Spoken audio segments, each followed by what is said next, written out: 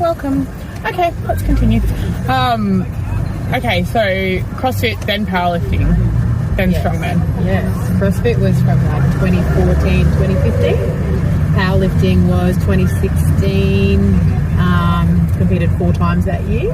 And then 2017 was when I started strongman. Did you ever do like CrossFit games?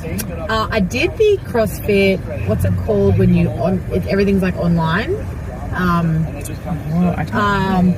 It starts in February, March, and there's like goes for like 5 weeks, and you do like the Friday Night Lights, and you upload all your scores. They do the WODs every week, and then you compare yourself online to everyone. Oh yeah. I know what you're talking about. I can't remember what it's called, but I haven't been to no CrossFit games. I did a couple of the All-Star Series comps, like as a team. I never did an individual CrossFit comp because I was sucked at all the gymnastic stuff. Oh, the handstands. Yeah, handstands, rings, bar muscle ups. Like I could do kipping pull-ups and snatch and all the strength stuff. I was alright at. But I didn't like the cardio. Yeah. We were watching. The girls came over for drinks a couple of weeks ago to my house, and we were watching the CrossFit that's just gone on with the desert. Run where they got to the end and they were like, there's a surprise at the end, and the surprise was turn around and go back. It was fucking horrible. My heart would just like mentally, I don't know how they do it. But look at like Tia Claire too. Yeah. How many times has she won it now? 3 times? Or 4, yeah. I mean, that's such a huge achievement. Yeah, and then she also she's dabbled in powerlifting. She's done, she hasn't actually done strongman yet, and I'm just like waiting for the day that she does because she's going to annihilate everyone. She's done the under 82, wouldn't she? No, she's small. Like she's like about a 70 kilo lady. Yeah. Fuck. She actually did, when she did the Com Games weightlifting, she was under 67. She cut for that. Yeah, but I've never seen her in real life. She normally sits about 70. Yeah, she's maybe about Annalise's she's about my height, maybe a little bit taller, but she's like she's thick, like she's got muscle, but like she's got no body fat on her. Like, she's very, very lean. Yeah. I was like, I like to carry a little bit extra. Me too. Chunky but funky, I like to call it. Oh, Jesus. Okay. I'm going to skip all of the traditional questions because you've answered them all on your other podcasts anyway. You haven't had a listen? Yeah, I did. Did you like the Mind Gold one? Yes, that's what I was listening to this morning. She's hilarious. She's like, fucking what? So good. You look like a man thing, and the guy's sliding into your DMs. I don't think I got to that bit. I had a meeting at the very end. I will listen to that later. Yeah. That's such a good page. So, my first question is, what is important to you in a gym? The vibe, like the members. I remember when I was checking out a couple of different powerlifting gyms when I first started, and I wanted to move away from like the fitness first, and I wanted to go to a specific powerlifting gym. There was a couple that I went to where the members all had their earphones in. They didn't even look at me when I walked in. I did not get a friendly vibe, and I was like, oh, okay, like I didn't want to train there. Another gym I went into was like lots of meatheads. They were playing heavy metal. I got looked at, but it was like I got looked at like that, and I was like, oh, okay, I didn't like that vibe either. Okay. Went to another gym, and I got like hassled by the owner. Oh, if you like join, I'll give you a month free, and I'd love to have you on the team. And I was sort of like, oh, okay, he's a bit of a sales. Like, I didn't like that hard sell. And then when I went into Panthers, Colin was like, yeah, come in for a sesh. Didn't charge me. All the members were like, hey, nice to meet you. They're all spotting each other. They were like having a chat with me, asking where I was from, and that to me was so important. And so I was like, yeah, I'm going to sign up.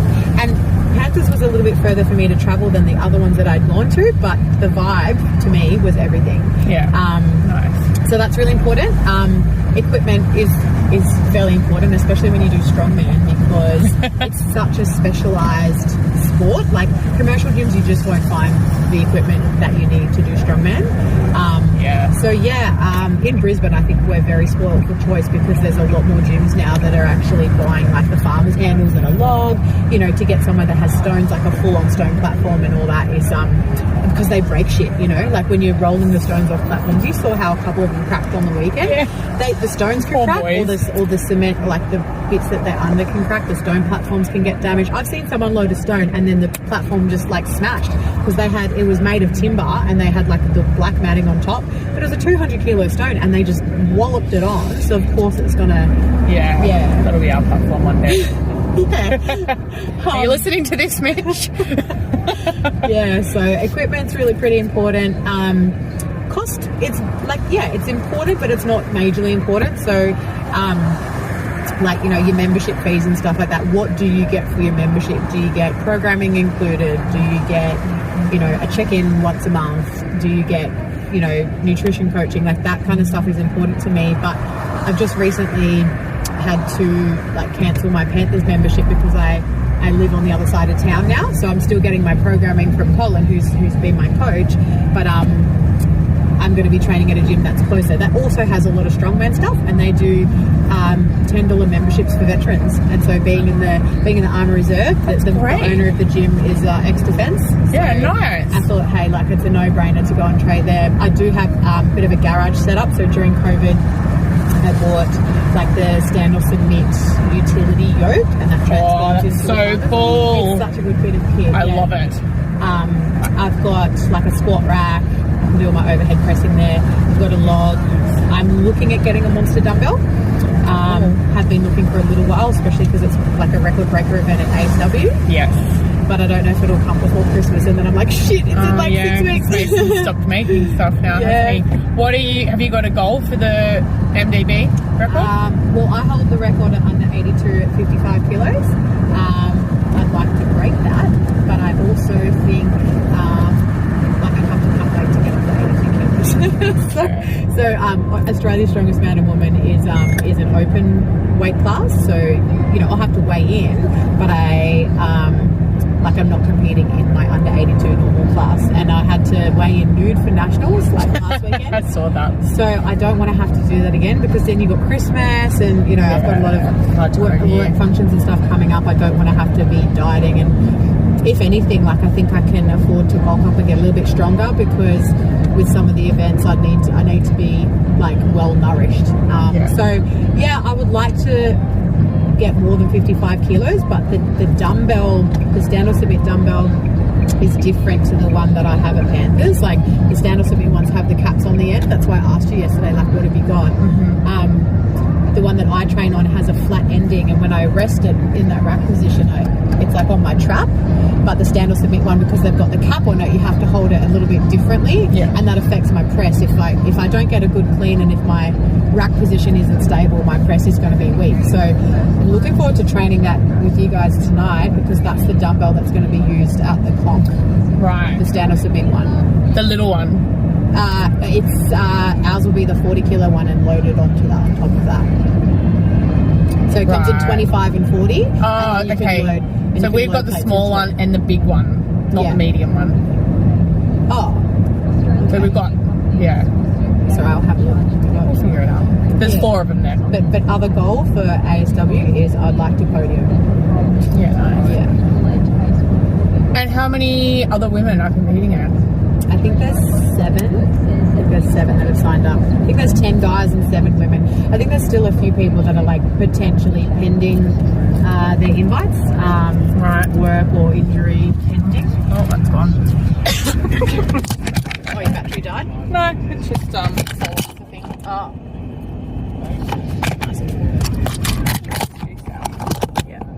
Anyway, sorry. Yeah, you're right. Okay, so 10 men and 7 women. I think so, yeah. But, you know, people always pull out. Yeah. And, you know, you could think that you've got a good lineup, and then people pull out, and then you might only end up with 4. And I think 4 is the shittest amount to have in a weight class, because someone misses out on the podium. Yeah. You know, it's really, I think that's what happened to me in 2017. I did Queensland Strongest, and I wanted to qualify for Arnolds. Okay, so they only took the top 3, and I came 4th. Okay, I was so devo. I didn't qualify for Arnolds. I didn't podium.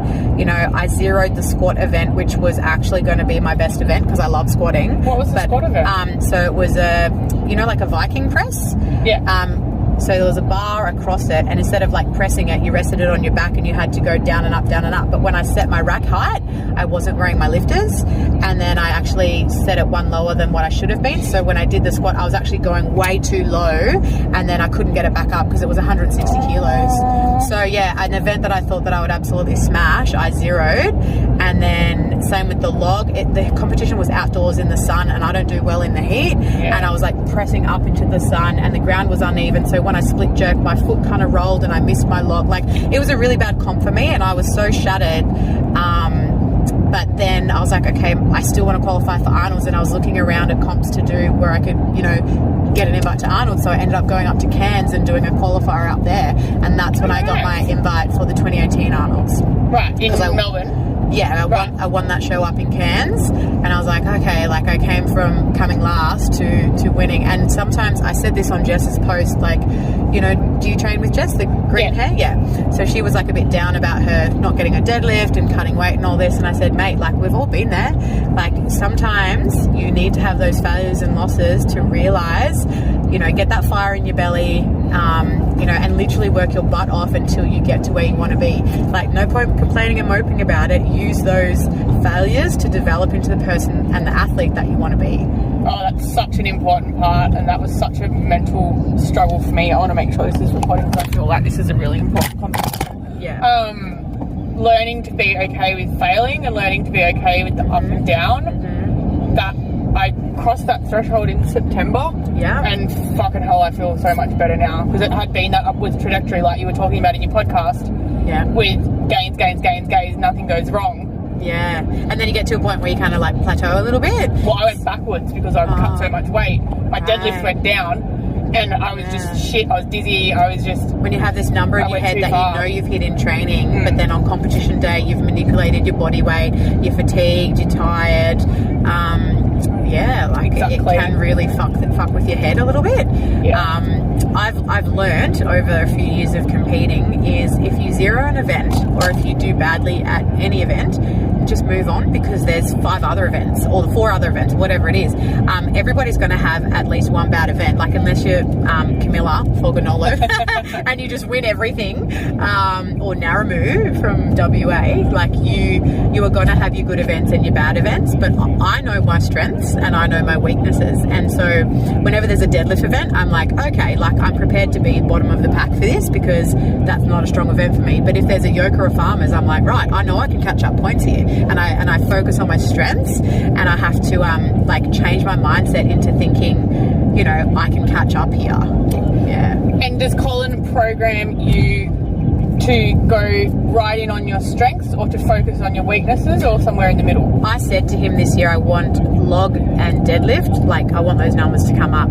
Posterior chain, I've been doing a lot of like hamstring work, back work, like back bent over rows, you know, seal rows, pen lay rows, lat pull downs, all of like back and stuff to get that deadlift strong from the floor. Deficit deadlifts, tempo deadlifts, you know, doing them from blocks, doing sumos, like doing all sorts of deadlift variations, and my deadlift has come up.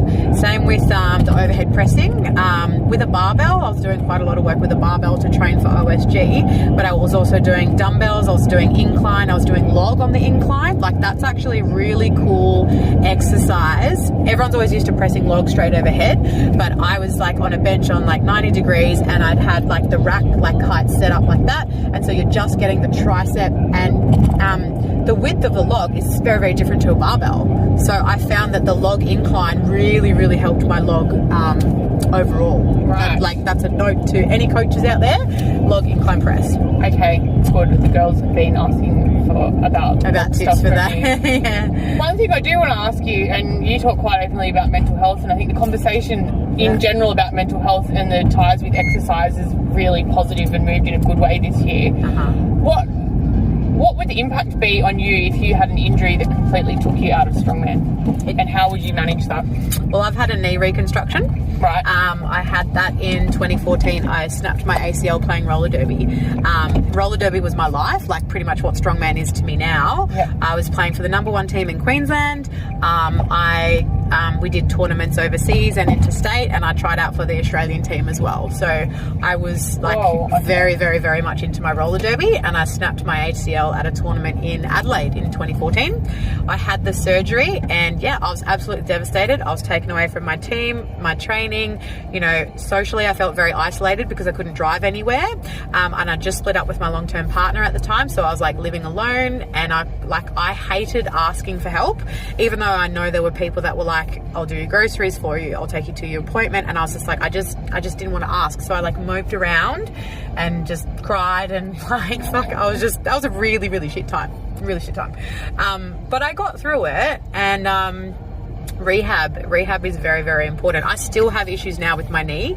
Like, it's given me a little bit of grief lately, and so when I'm going to train log, I've going to go back to doing push jerk, because when I do split jerk, that's my front leg, and when I slam my knee on the ground like that, it fucking hurts. I've got athlete's gel that I put on it, which is like an anti-inflammatory gel with arnica and menthol, and it just warms up the area to help prevent injury. I always wear my knee sleeves. I do my knee rehab when I'm like warming up for any sort of legs or lower body stuff. I see a physio who I check in with.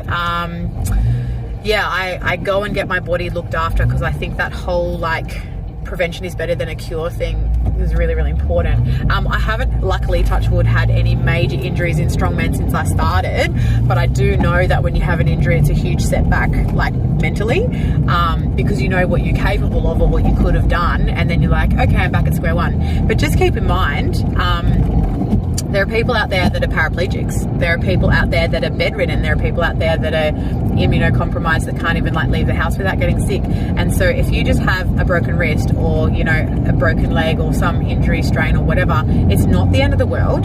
You can come back. Strongman will always be there. The competitions will always be there.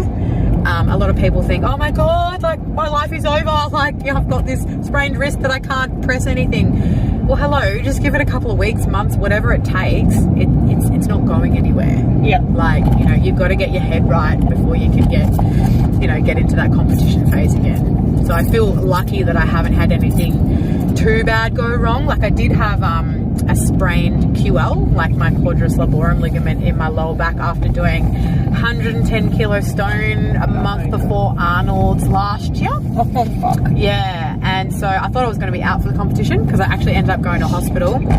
I had back spasms, and so I was on endone and Valium to try and get rid of the pain, because I couldn't go from a lying position to an upright position without being in excruciating pain. Like, I was in tears. I had to call my sister, because I was like, I can't get out of bed. I live alone, and I was like, I need to go to the toilet. I thought I was going to piss myself because I couldn't get out of bed, and I was just crying. She's like, I think we need to call an ambulance. And so yeah, I had to get them to like give me the green whistle, because it was spasming so bad. So that was a month before Arnold's, and I didn't train that month before Arnold's, and about the week before, I was like, okay, I'm going to go down anyway, because I already had my flights and accommodation booked. But I was like, I'll just see how it goes. And I think that month off kind of, you know, did me pretty good. But I think when I got to the power stairs, I'd come top 5 in the first 3 events. So I was like, okay, I can do this. Like, I was feeling pretty good. Power stairs fucked me. I really cocked up that event. And I was pretty bummed, because I think I was sitting in 4th place overall, and then I went down to like 12th place. Right.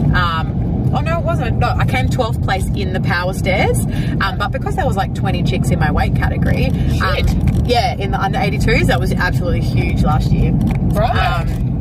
Yeah, Arnolds is the biggest comp in Australia. It's bigger than nationals. It's it's absolutely massive. Everyone wants to do the Arnolds. Yeah, I was so clueless when I went that I wouldn't have known, like, I didn't know enough about how many the competing to watch, even about the weight classes. Yeah, so I think that power stairs event, I felt my back tweak when I was like swinging it, and I just kind of like let it go. And I thought it's not worth an injury, so I just kind of left it. Yeah. And then the stones was the last event, and the stones was what I injured it on. So I had that mental block, and I was like, oh, like, I don't know about this. I got my first 2 pretty quickly, 80, 90. It went 80, 90, 100, 110, 130.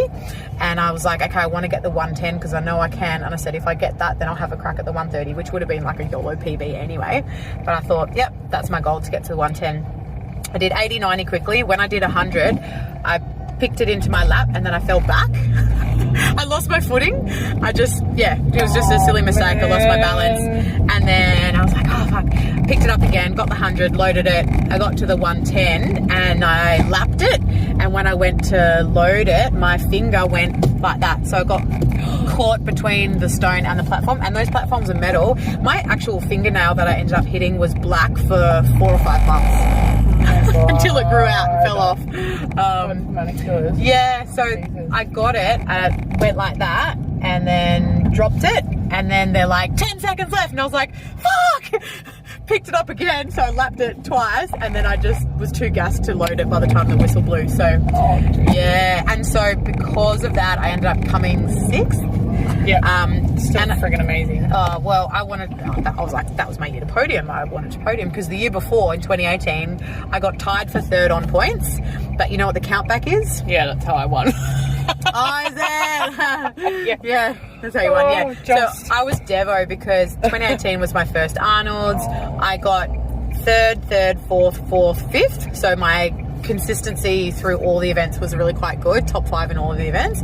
But the girl that tied with the points for me, she got 2nd. That was her best event, but then she was 3rd, 5th, 9th or something. So like, you know, she was a bit more spread out with her events, but because she got 2nd, that was her best placing. I got 3rd was my best placing. They gave the medal to her and the invite to Ohio to her. So you have to get top 3 at Arnold's Melbourne to get an invite to Ohio. So for 2019, I was like, this is my redemption. I'm getting that podium spot this year. And then I fucked my back, and then I made mistakes.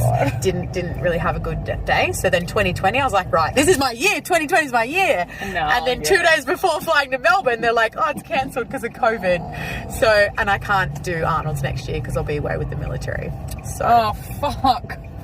That's the tiny little blips in time that put those wheels in motion. Yeah, I'm okay with it. That's why I'm doing ASW. Yeah. I've been invited to ASW the last 2 years, but I've declined it because I chose to compete in America instead. Yeah. And that was on at the same time. So last year in November was the official Strongman Games. Yeah. And my preference would be to compete internationally in my own weight division, then do an open weight division in Australia.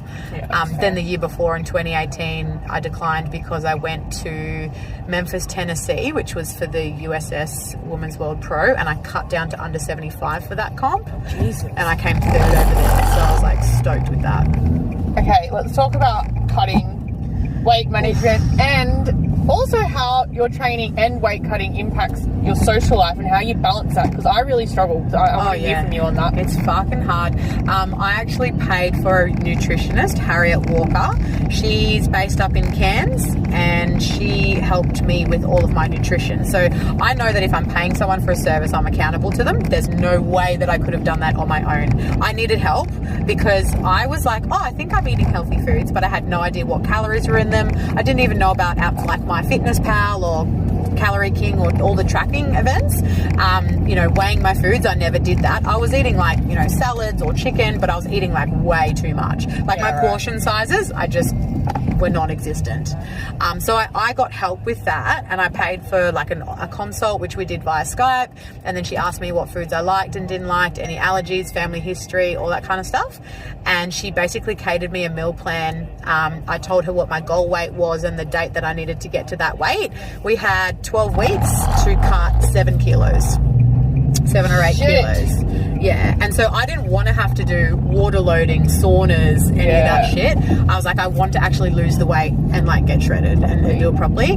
Yeah, my social life was non-existent while I was in that prep because people asking you to go out for drinks and go out for meals, and I was like, I just don't want the temptation. I'm like, I'm going to have my broccoli and chicken, and I might come out and say hello, but I just didn't order anything because I didn't know how many calories were in it. And I knew that I was on 2,200 calories per day, non-training days, and then my training days were 2,700, so 500 more. And I always found that yes, I would get more hungry on my training days, and I would need that extra energy to like get through the day. And fuck, I tell you what, being a shift worker and having to do night shifts and have those calories per day, I was like, well, what is my 24-hour period? Because I'm going to be sleeping during the day. My 24 hours is from like when I get up from a nap and then go to bed the next time. Like, that was really, really hard. But my nutritionist actually managed all of that for me. I told her, these are my hours, this is what I need. And even from like when I flew out to America, I was still 77 kilos. And I was like, oh, I need to weigh in under 75. But I flew over like 5 days early because I knew that when I fly, my ankles get swollen. Yeah. I get like cankles. It's really funny. I get fluid buildup because I don't walk around enough. And I got there and my legs were like elephants. Like, I was so swollen. I weighed myself and I was 78.5, and I was like, oh my God, I've gained 1.5 kilos. So you can imagine, like, my head was just spinning. And my friend that I'd travelled with, she was in the super heavyweight. So she was like, oh, let's go out for it. And I was like, no, I can't eat anything. I'm not eating anything. And I was like, I called my like dietitian and like told her everything. And she was like, don't stress, just give it a day or two to settle down. She's like, I just want you to eat like protein bars. Like, you know, I want you to go walking, get the fluid to come off. She's like, if you can go get a massage, do that, because they can like disperse all the fluid. Yep. So I did all those things, and it did come down to like 76.5, I think. And then the night before weigh-in, she's like, yeah, just have like a really hot shower. You know, don't drink any fluids after like this time. And then the morning I was 75.7, so I was still a bit over. And I did a few hot baths. I did 3 10 minutes in and 5 minutes out. So I did that for half an hour. 10 minutes in, 5 minutes out, 3 times. And then I weighed in at 74.1. Oh, Jesus. Yeah. So I remember you telling me about the baths when I was cutting for, it was just novice comp here, but I wanted to be under 75 because there was no one in the overs. And I didn't want to compete alone. And that I did that because you helped me with that on Facebook. Yeah. What's the first thing you eat after you've been cutting? Well, you have to drink first. So, you know, if you've been cutting weight, you're obviously depleted of a lot of fluid and electrolytes. So I smashed a 1.5 litre Powerade as soon as I got off the scales. I was like, I need to put that water back in. But I didn't piss for like 5 hours because there was nothing to come out. And even after I was drinking that much fluid, your body's just like trying to catch up. Your kidneys have to start working again to produce that fluid. So yeah, drink fluid first before you eat food. And if you're used to eating chicken and broccoli and very, very low fat foods, and then you gorge on something greasy, you'll get diarrhea. Like, that's what happened to me in America. So after weigh-in, all these new people that we met were like, oh, come to this diner and we'll go, like, you know what tater tots are? Yeah. Like the greasy potatoes, and then it was like bacon and eggs, and like they put sauces on everything, and there was just grease everywhere. And I was like, I haven't eaten this food in 8. I'll eat anything. And I was just stuffing my face, and then I had diarrhea like that whole rest of the day. At least it wasn't comp day, I suppose. No, it wasn't. It was the day before. But then I like said to my nutritionist, I was like, oh my God, like my stomach is like doing flips because I've been eating all this crap. And she's like, okay, just have like a really bland dinner tonight, like just go and get some steak and veggies or something, like, you know, eat some carbs, like have some garlic bread or something like you know, that's going to give you some energy for tomorrow. And then I think on comp day I was back to weighing like 77 or something like that. So you can actually manipulate about 2 kilos with gut contents and hot baths. Right. Yeah. So I'm weighing 84 at the moment. And then, like, if I did want that monster dumbbell record at under 82 kilos, I would, you know, probably have to start tidying up my diet like now. Yeah. Hard time of year. And I'm like, oh, can I be bothered? Probably not. To be frank, I just, I love my food too much. I've always been a foodie, and I just want to get strong. Like, the weight, unless it's for like an international competition or something, I'm not going to put my body through that. And mentally as well, it's really, really quite tough. Food is something that should be shared between friends and like socially, and when you have to restrict that, it really does affect your mental health. Fuck yeah, definitely. Definitely. Best moment in Strongman? Best moment, I can come back to that one if you want. I think, well, the very first time I won nationals was in 2018. Yeah. So I've won it 3 times now. I think the first year was the most special because when I did my first nationals in 2017, that was only my second comp, mind you. Right. I came 5th, and I stuffed up a couple of events because I was just a newbie. I didn't know what I was doing, and you know, I trained certain things, and then on comp days I did it differently. Yeah. Like for like, did you hear in the podcast how I was talking about the gloves, picking up the things, and I didn't use gloves in training, but I used them on comp day and then they slipped out of my hands. So I was like, well, that was a dick move. I hadn't used straps, and then I was using straps for deadlifts, like, you know, idiot. But that you're a novice and you're a newbie, and if you don't win, you learn. Like that quote, if you don't win, you learn. Yep. And I did learn, and like I said, my goal, like, for 2018 was I want to get to Arnolds. Came last at Queensland Strongest, zeroed the squat event. You know, I had a couple of really bad failures like that year, but that made me so hungry to come back. 2018 Arnolds, tied for 3rd place, got 4th on countback, won nationals that year, and then also went to America that year and came 3rd at my first international comp. So that, I would have to say, 2018 was like my best year in strongman, because I had that really bad year in 2017 first starting out. Yeah. Yeah, you have to go on that down part of the roller coaster to enjoy the ups, I guess. That's true, that's true. What do you wish someone had told you before you'd started, or what's your best tip for newcomers, especially for women who might feel intimidated to get into this sport? And you're, like, obviously all of us have been following you on social media for a long time, and the influence you have on people like us, to feel comfortable getting into a sport that can look quite bloody scary can't be discounted. What's your tips? Yeah, have you ever read that book, The Simple Art of Not Giving a Fuck? No, I know the one you're talking about, but I haven't read it. Yeah, so I stopped giving a fuck a long time ago. People are always going to have an opinion, like, oh, why are you lifting heavy weights? Oh, you're going to look like a man. Oh, why are you doing that? It's not ladylike. And, you know, there's always people that will have an opinion. You just have to do what feels right for you. If that's your passion, if you're like, hey, I want to get strong as fuck and I want to do this, you just do it. Like, don't give a fuck what other people are telling you what you should and shouldn't do. Like, tips for new players, a lot of people go, oh, I have to be strong to start. No, you don't. You have to start to be strong. Yeah. You know, if you just switch those words around the other way, you don't have to be strong to start. You have to start to be strong. So everybody's on their own journey. Stay in your own lane. I like that saying as well, stay in your lane, because you can't compare yourself to other people, because there's always going to be people that progress quicker than others. That is a big one. Yeah. What is the piece of gear that you could not do without? And let's skip belt, because everybody needs a belt. Well, there's lots of different types of belts. I have 3 different belts. I have my Cerberus Infinity lever belt, which I use for heavy squats, heavy yoke, heavy farmers.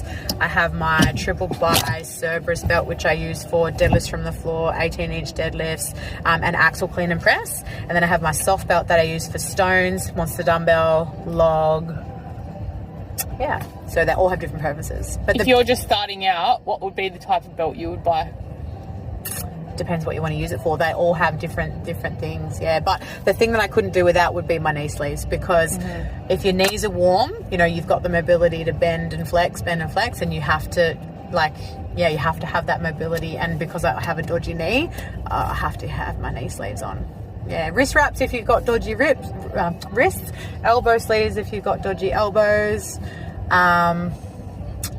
Yeah, there's so much gear out there, like, you know, like all the gear no idea. You don't have to have everything. God, yeah. And when you're first starting out, it can get expensive when you're just like buying everything. Absolutely. Yeah, but belts is pretty important, especially when you're actually lifting some pretty heavy stuff. But there's lots of different kinds depending on what you're using it for.